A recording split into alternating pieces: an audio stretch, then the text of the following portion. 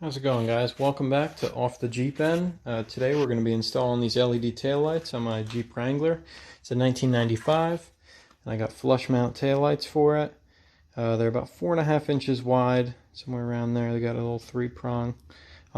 Alright, so on the back of this light we have stop and turn, tail light, and ground on the left.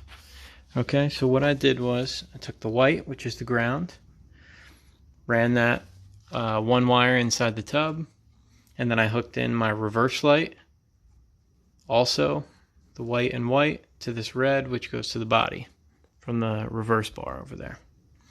Alright, and the next one, the red wire here coming off my plug, is going to be the stop and turn. I hooked that into the white for here that goes back to the harness, which is going to connect to that green and black striped wire.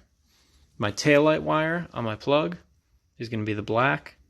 I connected that to the red wire coming from the harness, which would be my fully white wire. Okay, and for the reverse light, it's blue here, and back at the plug, it's white and black stripe. So I hooked in my power off my reverse light to that, and we're going to see if everything works.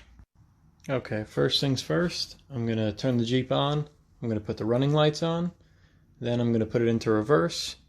Then I'm going to press the brake. And then we're going to see if the turn signals work.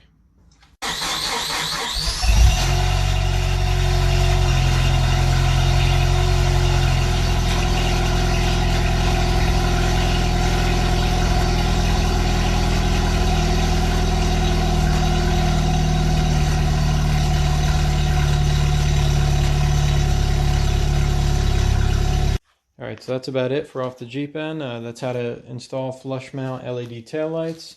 If you like the taillights, I'll include them in the description. Also, if you like the video, give us a like, subscribe, and check out our other videos, especially if you're a YJ guy. Thank you for watching. See you next time.